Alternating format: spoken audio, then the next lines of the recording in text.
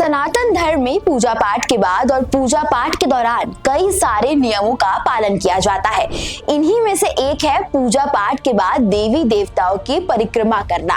परिक्रमा के बाद भगवान का आशीर्वाद ग्रहण किया जाता है।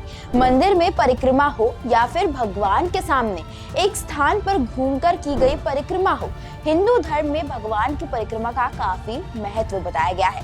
इनका धार्मिक और वैज्ञानिक दोनों ही महत्व है। चलिए इस वीडियो में जानते हैं कि आखिर क्यों भगवान की परिक्रमा लगाई जाती है। प्रचलित कहानी के अनुसार एक बार भगवान शिव और माता पार्वती ने अपने पुत्रों गणेश और कार्तिकेय को पूरी सृष्टि का चक्कर लगाने और सबसे पहले आने वाले को विजेता घोषित करने की एक प्रतियोगिता रखी।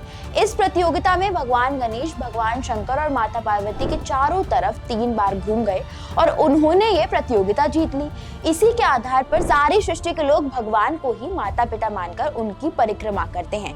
तभी से परिक्रमा की शुरुआत हुई। सनातन धर्म में परिक्रमा लगाना बेहद शुभ माना गया है। मान्यता है जो भगवान की परिक्रमा लगाता है उसे सकारात्मक ऊर्जा प्राप्त होती है और जब वह व्यक्ति घर जाता है तो घर में फैली नकारात्मक ऊर्जा नष्ट हो जाती है। इसलिए भगवान की परिक्रमा करना फायदेमंद माना जाता है। धार्मिक मान्यताओं के अनुसार परिक्रमा करने से घर में सुख समृद्धि और धन धान्य की कमी नहीं होती है। इससे जीवन में खुशियां आती हैं। परिक्रमा के वैज्ञानिक दृष्टिकोण की बात करें तो परिक्रमा लगाना शरीर के लिए फायदेमंद माना जाता है। जिस जगह पर प्रतिदिन पूजा होती है वहाँ सकारात्मक ऊर्जा का प्रसार बढ़ जाता है और जब यह ऊर्जा इंसान के शरीर में प्रवेश करती है तो उस व्यक्ति का आत्मबल मजबूत होता है और उसको मानसिक शांति मिलती है। परिक्रमा भी कई तरह की होती है, जैसे देवी देवताओं की परिक्रमा। इसमें किसी मंदिर, पूजा स्थल या देवी स्थान पर जाकर देवी देवता की परिक्रमा के चारों ओर परिक्रमा की जाती है। मंदिर की परिक्रमा, इसमें किसी मंदिर, पूजा स्थल या देव स्थान की परिक्रमा की जाती है। जगन्नाथपुरी, रामेश्वरम और तिरुवनंतपुरम देव मंदिरों की परिक्रमा प्रमुख मानी जाती है। पवित्र नदी की परिक्रमा, हिंदू धर्म में नदियों का विशेष महत्व माना जाता है और इन नदियों को भी परिक्रमा की जाती है।